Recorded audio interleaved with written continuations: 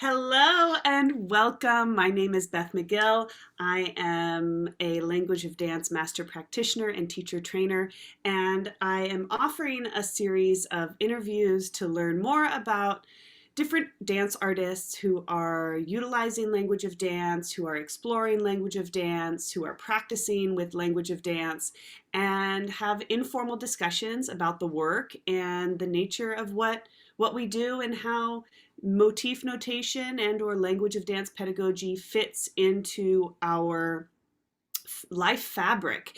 And today I'm very, very honored to present Corazon Tierra as my first guest. Welcome, Corazon. Hello, Beth. Thank you for having me.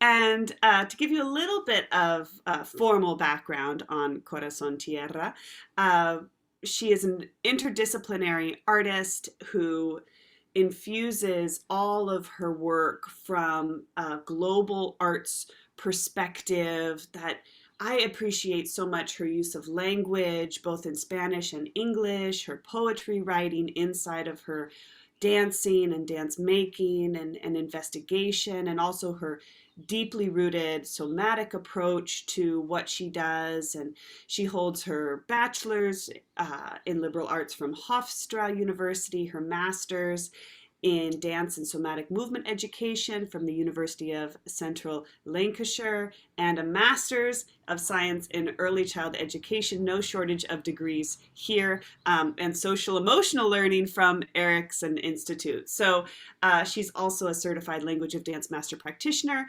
and registered somatic movement educator with ISMEDA.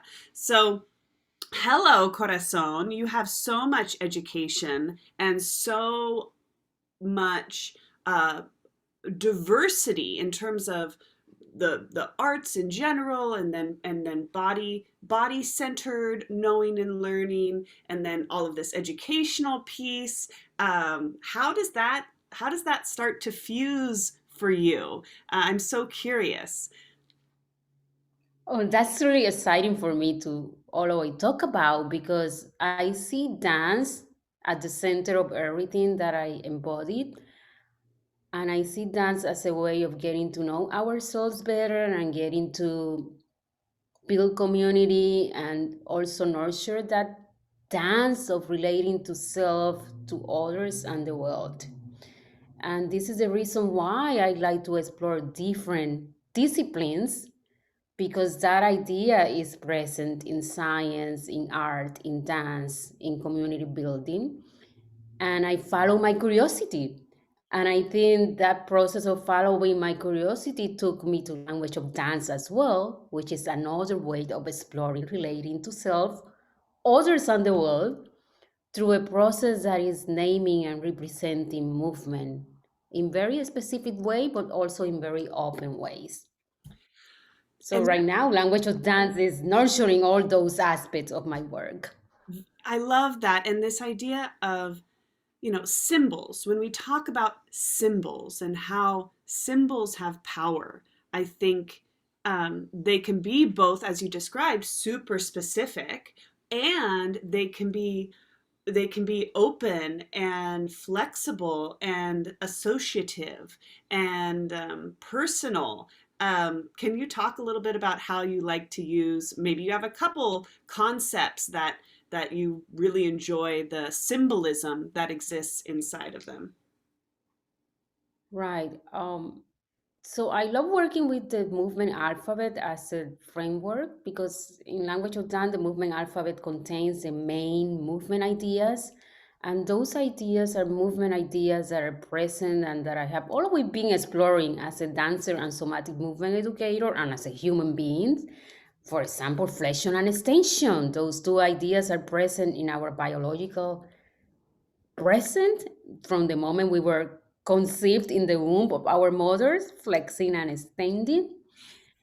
And that is present in all biological forms. But the beauty of it is that we have in the movement alphabet symbols that represent one for flexion and one for extension. When I'm doing my dance exploration or building an experience to engage people, I can use those symbols to create a container and a portal and a point of entry for the experience. So Mm, he helps the experience because movement and sensing, feeling, and experiencing movement from the inside out is such an infinite experience. mm, How do we enter the experience? So having a symbol is helping to have a point of entry. mhm, Yes, I'm going to explore flexion. And then a holding space. Yes, and exploring flexion. Let me see what else is there. mhm, And then an arrival point where you can finish your experience and then talk about it. And you still have that holding space with that symbol for the experience. And it's very powerful because besides language, which is something that I was always exploring, I was usually doing my movement, sensing, dancing, and then writing poetry because I felt that poetry could capture the experience better than other type of language because it's image based. But now I also have language of dance it is like a because the poem. It's symbol. like a poem. Right, and it's a poetic because it's keeping it. You see the experiencing. I see the experiencing of dancing and experiencing and sensing movement, getting to that deep level or silent level where we don't have words because it's like deeper than language. Is that moment when we were human and we didn't have language, but we were experiencing. Mhm, So I'm always seeking to go there, but I want to be able to keep myself connected to the experience when I am communicating about that silent level. So how do I communicate what I find out there through poetry? And now I have language of dance. Now when I sit down to write poetry, I can also use symbol to describe moments that maybe the English or Spanish language is not allowing me to do it because it's movement. yes, But I can say, yes, I was experiencing motion flow toward and away. And I can just write the symbol yes, and I and a think few that's ideas. it's such a key point, Corazon, that the symbol actually is bigger than the word. Um, right? So, Right. that what it represents. So like motion toward. Okay, motion toward is like the mechanics of going towards something, right? Okay. So that's kind of like the mechanical piece of it, but there's this whole inner life that happens when you move towards something. And somehow for me as well, when I see the symbol set for motion toward, I have a visceral response when I look at the symbol that I don't have if I just see the word. So that's Right. curious to me. Again, and I'm not a specialist in signs and all of, symbolic languages, but what I know for me as a practitioner is that's very true. That sometimes the symbol says it more succinctly than either English or another language that I might have the word for. So in the abstraction process of how we describe experience, symbols are closer to the embodiment than the verbal language. Yeah. So I'm wondering, that's always a question for me because as you say, I'm not a scientist. I Right. just know that because I studied some theory and science and I investigate in my dance studio, but we are in that silent level and then before language there's a symbolic experience. And that's why visual art is also a way of exploring experience. But with language of dance, we had this symbolic, visual representation. And this one is one of my favorite, stillness. And when I found out that stillness was represented in the language of dance, I was really excited because my dance work has lots of stillness. And how to explain stillness in dance? I mean, I think it has been undervalued in dance when I found out that in language of dance it was valued, it was a great confirmation for me, and also it supported how I I can describe and explain my work, because you need to explain your work for people to grasp a little bit of what you're doing, no? That's the And also, communication piece. The yeah, communication so piece, being able stillness. to share. Yeah, go ahead. So in language of dance and the work that Han Hutchinson and all the practitioners that have gone after her, they have explored and described these ideas and these concepts in detail, and I love that. And one of the ideas of stillness is to understand and experience that stillness is not just being frozen. There's lots of motion inside stillness, There's and just life. being able to speak about that. There's life in that moment. There's life Right, there's living. life in that moment. And when I found those explanations, I was really excited, because that's how I feel it in my dance. And that's why there's so many moments of stillness in my dances. Mhm. So now I have more language in the English language to describe what I do. So that's why it's language of dance. Yeah. It's not only giving you symbol, but it's also giving you more understanding about each movement concept. And it's interesting, it's named language of dance as a realm. It's not named language of movement, Right. right? And so and that's like, why is it not just all movement? If it describes all movement, why isn't it language of movement? But it's the meaning piece. How Mm-hmm. Where's the meaning? That and I mean, I guess we get into a semantic argument, which is common in this type of work, but this idea that when we are dancing, there is artistic expression happening, while movement might have a functional aim outside of an aesthetic objective or an expressive objective. And so looking at the concept of stillness, for example, we aren't just looking at the mechanics of stillness, of the body being still, and okay, yes, but your heart is still beating, so you're still living, but actually that there's expressive potential inside of stillness. And something I've been playing with on that, if I can riff off of that, is in my class, I talk about how I'm trying to remind students more and more about how their presence matters, right? Right. First of all, because I'm trying to get my students to show up after COVID. Mm-hmm. Teaching college, students can choose not to show up. It's not like elementary or high school where somebody's going to call home. Um, so I'm trying to get my students to show up. And so when we talk about stillness, I return to this idea that their presence matters. Their physical presence in the studio, in the performance space, even if not moving, matters. That just their form in the space changes things. And so when I'm in my improv class and I invite entrances and exits, and you can be, your choice to be on stage in stillness changes the dynamic of the dance. You are not invisible. You are highly visible. In fact, we love looking at things in stillness. We Especially love, in stillness, the eye is going to go to a point of stillness if there's a lot of movement around. oh Your yes. eye. So yes. Oh, it's all about the contrast. Mm-hmm. It's all about, anyway, we talk about the potential for making a statement with your presence in stillness, and what that affords them, and it's hugely powerful in that way. And it's the meaning, right?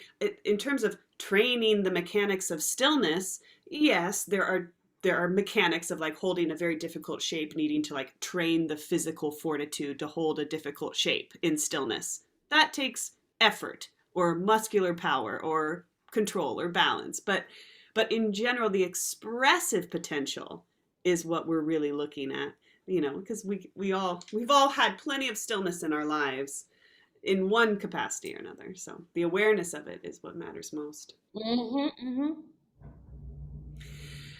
Lovely. So something that I also appreciate about your perspective in this work. I mean, I appreciate so many things, right? But one of the things that I think is unique to you and just a handful of other dance educators is that you work, and correct me if I'm wrong, you work with children all the way through adults.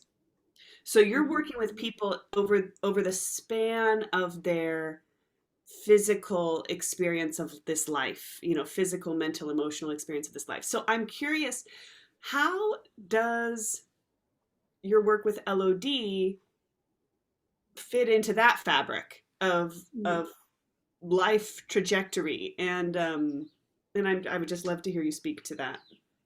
Right. So oh my God, language of dance is has been a great source of support for me to actually manifest my dance vision in my work with children. Let's Ah, start there. Let's start there because it's big. when I became a dance educator, I have been a dance artist for a long time before I became a dance educator. And then I was excited about working with children, and I really wanted to manifest my vision and my philosophy of dance in the space with the children in the classroom.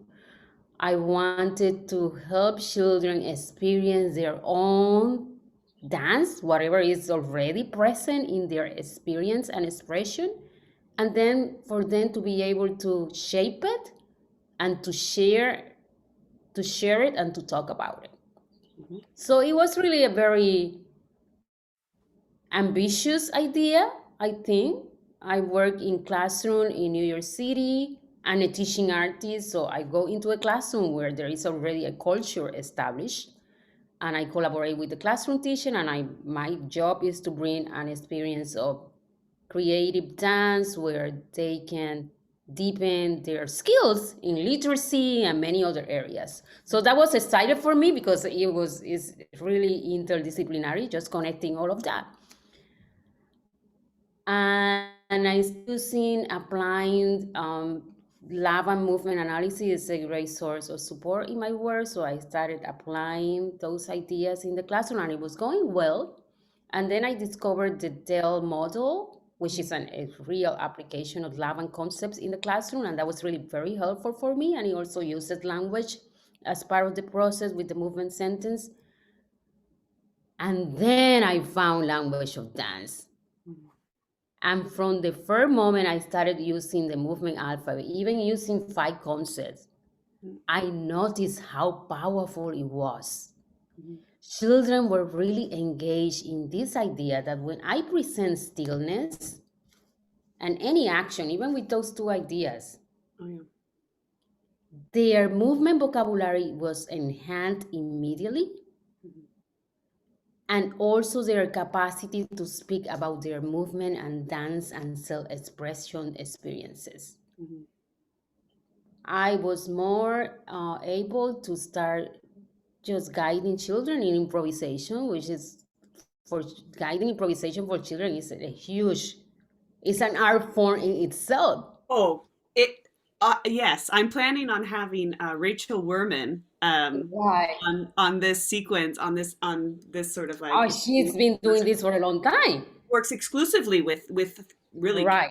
K through 5 or under, right? K through 2, I think actually is her emphasis. So it's just so fascinating getting kids to mobilize. And of course, kids always have their energy, but to focus that energy is, Mhm. oh my gosh. I mean, it's true masterwork. What So, you know, to do. language of dance and specifically the movement alphabet, you can only work with the movement alphabet and you will be okay in those early years because there's so much in the movement alphabet with those concepts, and there are many things happening there. Mm, First of all, the children are getting scaffolds, visual scaffold. As educator, we speak about visual scaffold. Well, as a dance educator, if you don't have movement alphabet yet, oh my God, I will just encourage any dance educator to just explore it mhm, because you're getting the visual scaffold. I mean, before the movement alphabet, I was describing movement in many different ways, using action words, using all kind of drawings. But mhm, now I have something specific that I can repeat throughout the years. That all the students have a common language now. mhm. They can communicate. So But after, language is the key. yes, Is what I've experienced. I mean, with my college students, they were starting a choreographic project, and we've been working with the movement alphabet. I really only work with the movement alphabet in any introductory setting with language Mhm. of dance. Um, so these basic prime actions of the body, and so they started their choreographic projects, and of course I embed language of dance in the objectives. Like, you're going to pick these concepts that are at the root of your compositional um, structure, your compositional endeavor, and the meaning that you're choosing. And so then I start hearing them using the words, right? Because they know what it means with each other. And so they're able to say, yeah, I think I'm going to need 5 of those accents in that time. And it just becomes so crystal clear because we've talked about accents. We've talked about how they live in our bodies. We've talked about where they can be in the movement, and where there's flexibility within them. Is it an impulse? Is it an impact? Is it a surge? Right? There's different ways that it can manifest itself.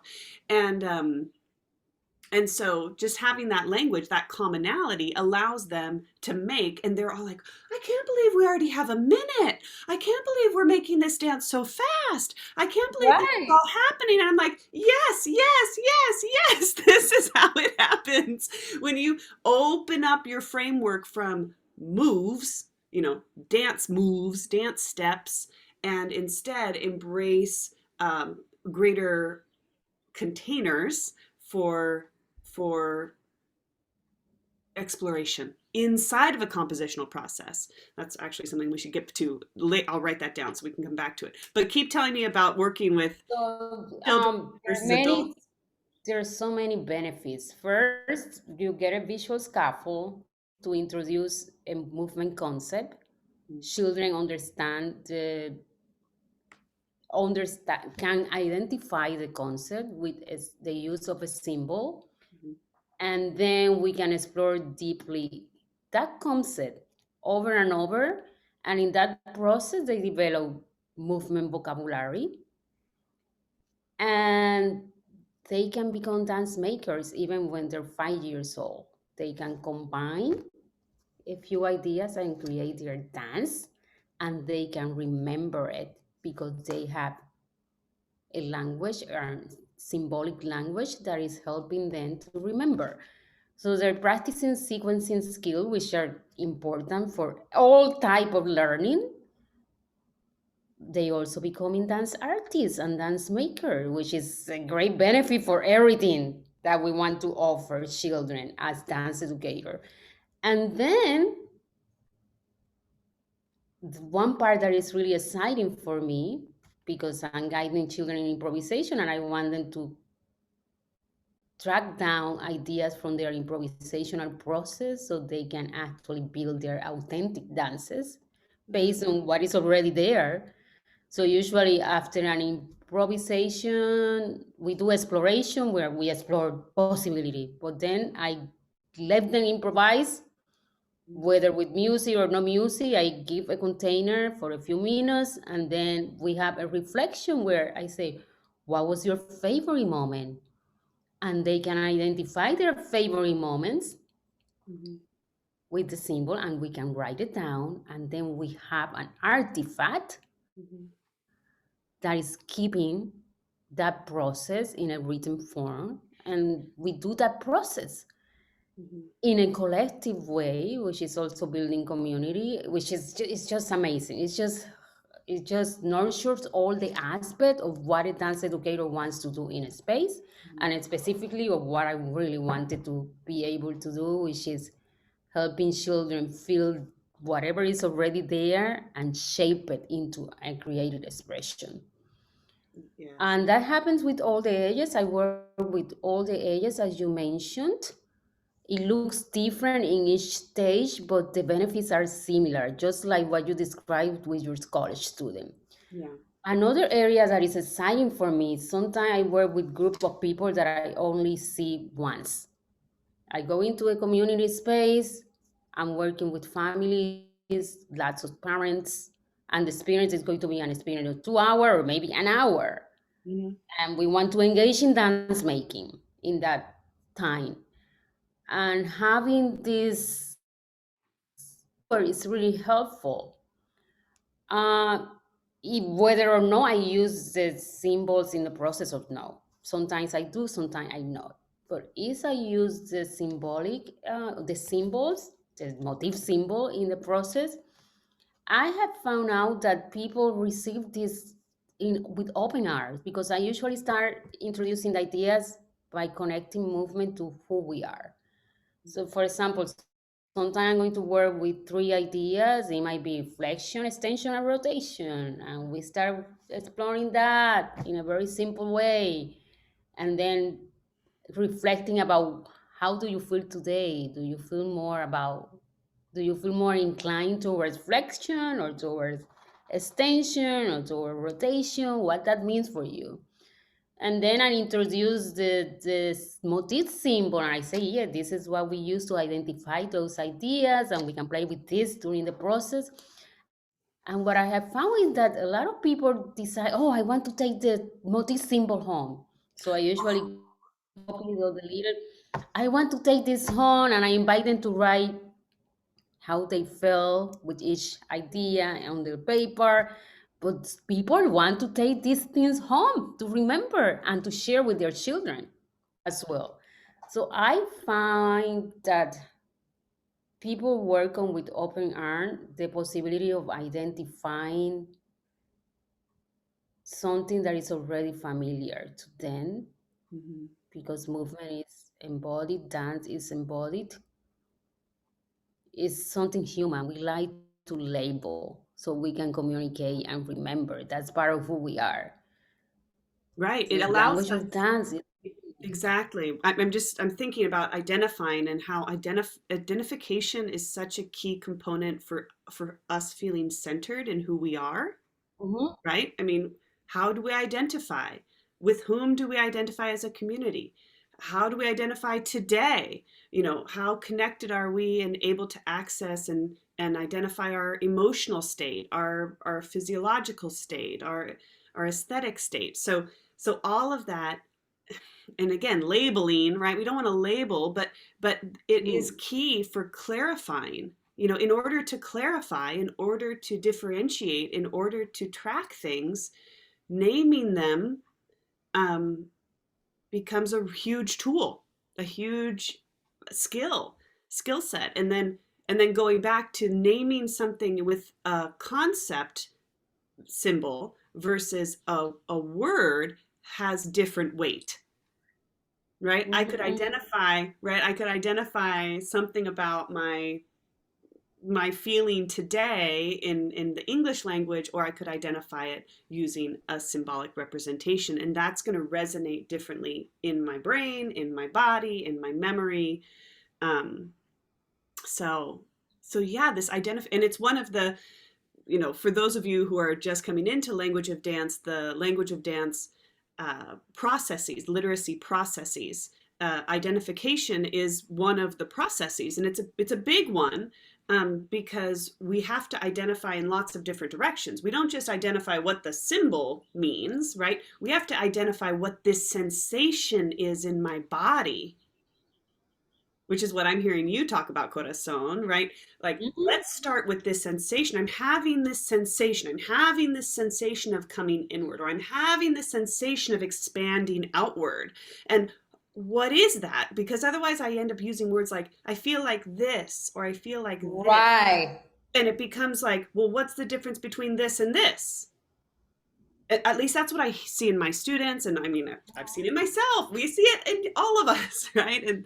And so then, in order to differentiate, well, what is the difference between this and this? Well, this I'm drawing inward, and we start to accumulate lots of different flavors of what it means to flex, right? That flexion can have different sensibilities, different intentions, different ideas, different motivations, and all of that. And so yes, that's the identification piece, and how rich it is for movers to identify, yes, what the concept looks like on the paper, but how then that concept is representative of the inner sensation, the sensing, the feeling, the exploring, the noticing. And see, so you mentioned the literacy processes, which is really exciting that that's part of the framework in language of dance. And one of those processes is sensing, and this is something that I was always excited about in working with the language of dance framework and experience, because when we go to a language of dance class, when I went to my first language of dance class with you, everything started in the sensing and embodiment process. Well, and I have to share, right, that didn't come from me. That was something that I experienced with Anne, but Tina Curran and Susan Jean Grasso were of the LODC USA, they're the ones who really nailed it down and said, "What Right. are we doing here?" Like they took the time to slow down and say, "What is it? Where is this magic? What's the Right. magic that's happening that we're witnessing in people?" And so I Mhm. just want to make sure that they're credited Right, right. rightfully. And And that's part of language of dance. That's an intrinsic part of what language of dance is. So sometimes I get the impression when I speak with people that I mention that I can write dance because I know a dance notation system that is language of dance. Language of dance is not only a dance notation system, it's a whole framework yeah. that allows us to participate and embody dance and in a creative way. And as part of that process, we have a notation system that support that process. And that's why beginning every experience, we can begin the experience in any way, but having sensing and embodiment is essential. Hmm. And that's why it really resonates and resonated with me Mm. because it had that somatic element in the process and it's just amazing. It's magical, like you say. It is. I cannot wait for Teresa Hyland's book to Oh, finally, yes, yeah, yes. right, because I know that that's she, in her upcoming book, I think it's called Leaping into Dance Literacy. Um, Mm.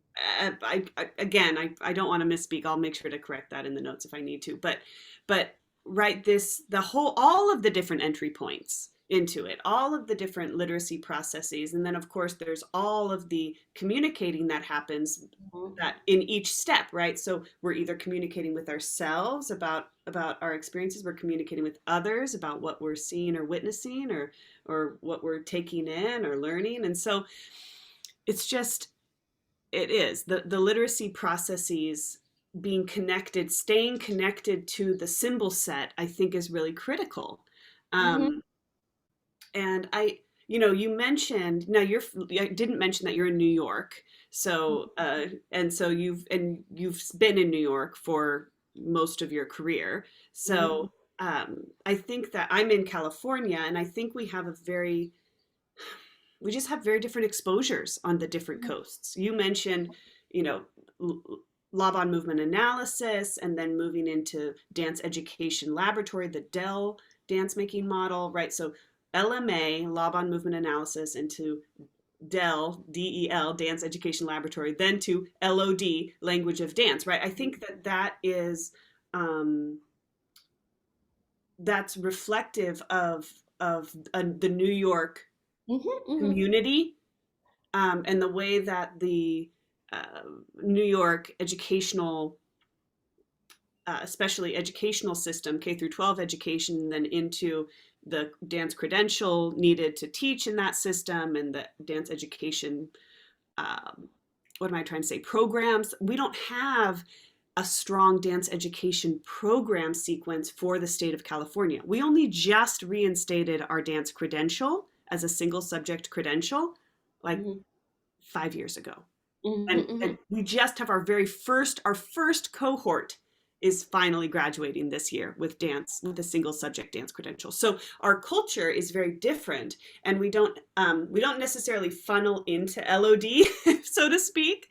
Like we have this smattering of teachers who use language of dance in different sectors and in different ways. And so I guess what I'm reflecting on is how we encounter this work. And LMA is a somatic practice as well as anything else because of its Mhm. connection with Barteniev and the shape work, shape flow work, and effort work, right? All of that is so deeply sensory, and so it makes sense. Well, from on the West Coast, we still haven't figured it out. We're still figuring it out, but that somatic piece is so key um, in general. Anyway, that was what I was. Yes, I think that I keep going back to the movement alphabet as a very powerful tool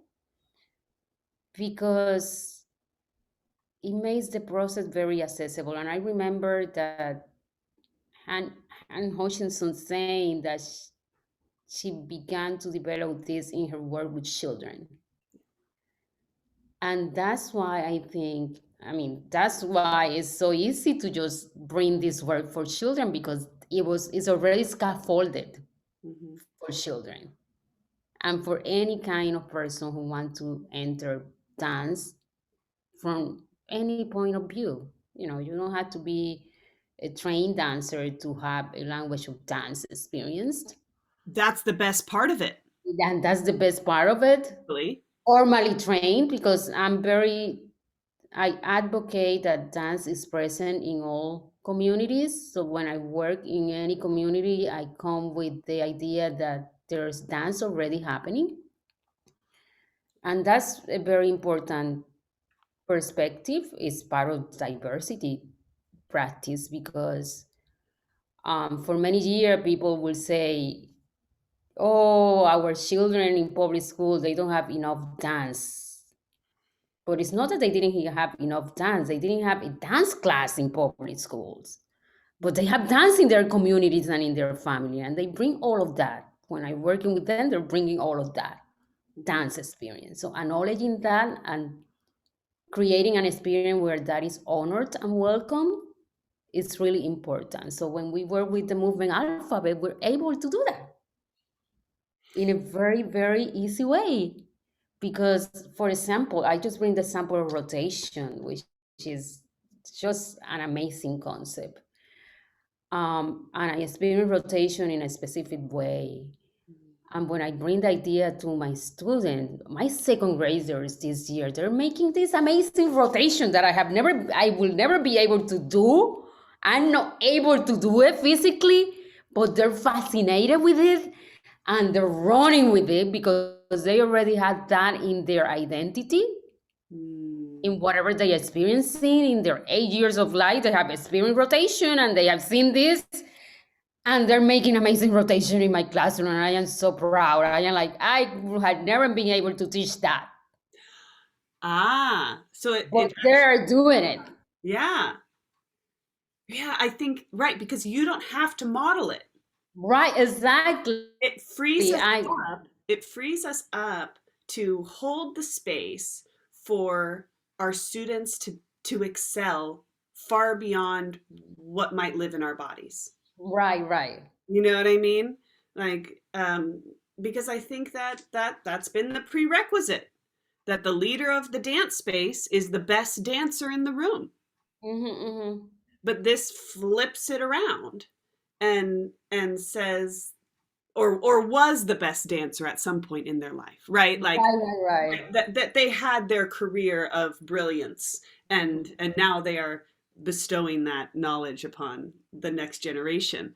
Um, and what you're describing here is so beautiful that you're like, I can't do the rotation. They're making up rotation dances I can't even conceive, right? Mm-hmm. What magic, what magic that that's afforded them in you holding that space. And I keep coming back to this word container because Mm-hmm. you're describing the ability of the framework to create a finite space that is safer and holds things loosely, but sort of hugs it in to an experience, to a common experience, to a shared experience. So, So I think that today, I mean, for any dance educator and any educator in general, where we are called to manifest a pedagogy that is honoring diversity, equity, and inclusion, and also social emotional learning. I think the language of dance is giving for me, it gives me the tools and a framework to make that happen in a way that is supportive for the student, but also exciting for me as a creator. And yeah, so for example, I just give you an example. Any action, with any action, movement is stillness and action. Dance is stillness and action. With any action, we are free to make any kind of movement, any action, any movement that we want to do. This is stillness and any action are the two favorite concepts this year. I'm really surprised. People wouldn't think that stillness is a favorite concept of a K student. It is. That's what's In the interesting. pandemic, it has become a favorite concept of my students and also any action. So I offer this question to them. What do you imagine when you are in stillness? And I get the most beautiful answers. Most of them are imagining that they're like calming down, that they're in an ocean. They're imagining beautiful landscapes in that stillness. That's social emotional learning in action. And then any action, I have a second grade student. I mean, is one of the favorite one because I get to do whatever I want. That's exactly what they say. Yeah. But one day, this student, like a few months ago, she told me, I love to do any action because I can be free and no one is telling me what to do. Mhm. So she has a very clear idea of what freedom is in a very embodied way. And this motif simple is helping her to name it and to describe it. So I think those are really beautiful moments, and those are moments of inclusion, moment of diversity, moment of social emotional learning. And we don't have to move away from teaching dance in order to meet those needs. So that's why I am so grateful to having been able to experience language of dance and to continue investigating the possibility of language of dance, what it can provide me in the space when I am co-creating with children and adults. Yeah, I so love how you identify as a co-creator um, in that process. I sense I lose touch with it, even though I am making creative contributions to my students, you know, generative process, and it is. I think of myself. I tend to divide even still, even though I have both artist practice and educational practice. What you're describing is them as one, much more fully than I will sometimes regard my own practice. So when we're in the classroom and we're offering the invitation, that is an artistic choice, right? We are artists in that moment by providing that invitation in that moment to that community.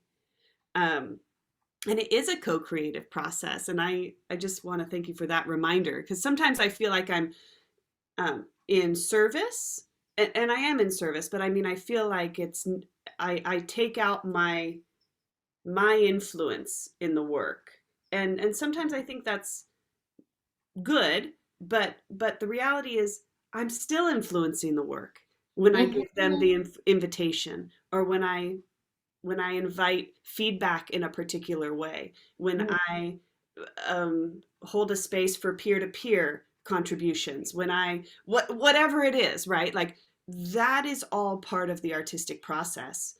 I mean, the educational process is the artistic process. Right. In that it's not separate, is what I'm trying Right. to identify. And And so, it's tricky because there are expectations in our roles, there are expectations in whatever we need to fulfill in our teaching jobs, which is one of the reasons I keep myself as a teaching artist, and I keep going back to the same question every year. Every year I go through this process. Right now I am in this process.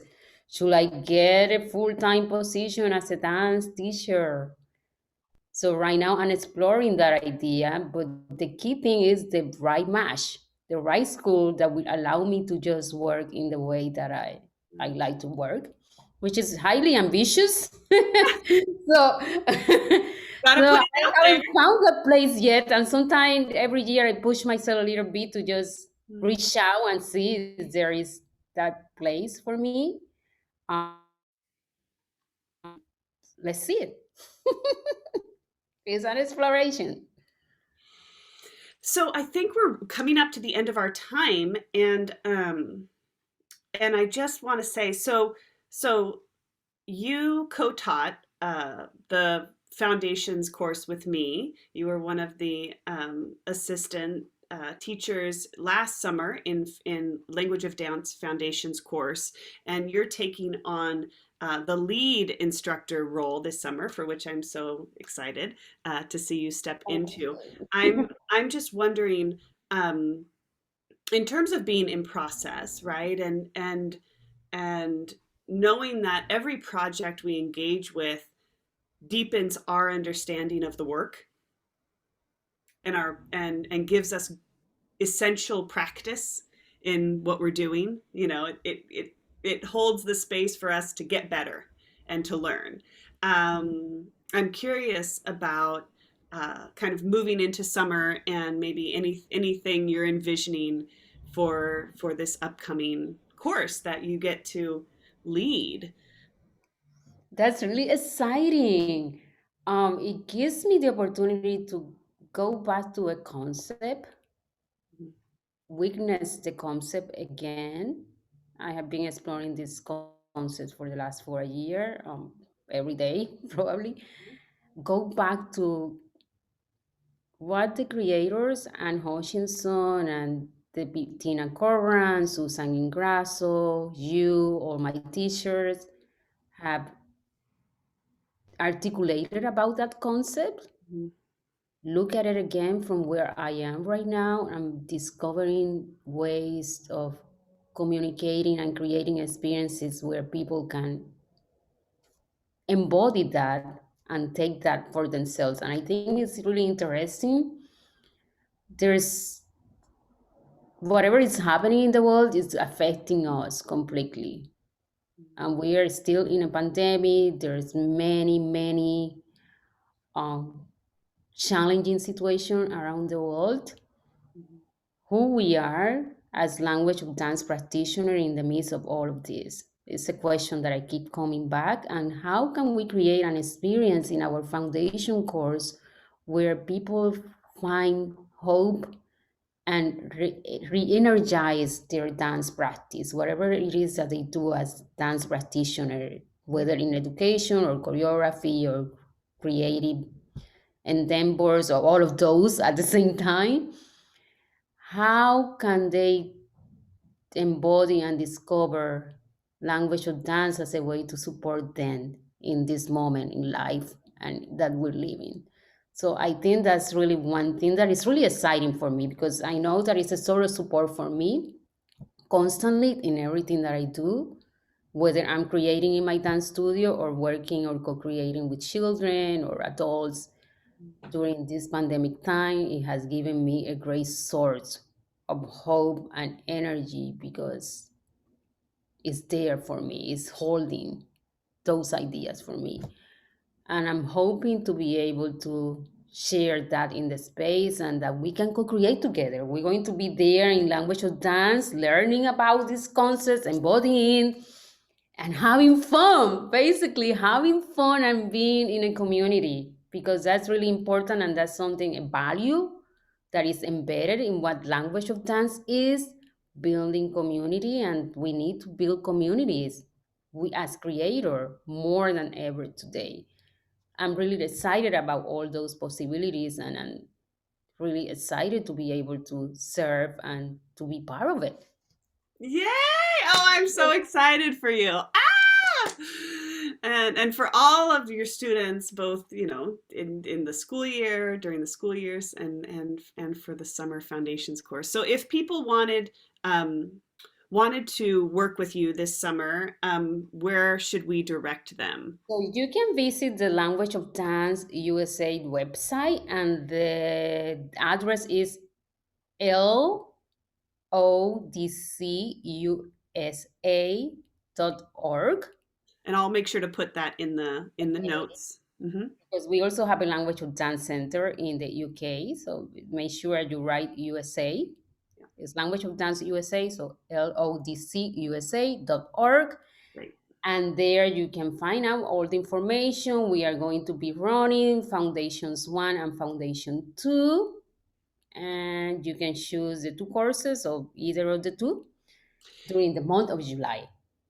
Okay, during the month of July. And just to clarify that foundations courses, in terms of the content, cover the movement alphabet, like the what we sometimes identify as the grandmother concepts of motif notation. So you get half of them in Foundations 1, half in Foundations 2, and then people can take them really in any order. So if they Mhm. wanted to take two this year only because they are traveling, that's available. You don't have to start with one. They're just labeled that way because we had to divide them way back in the day. So yes, the you spoke beautifully about the movement alphabet and its functions. So I hope people will take advantage of that course and be able to work with you and enjoy your lovely spirit. This has been a pleasure, Miss Tierra, Thank you as so much, always. Beth.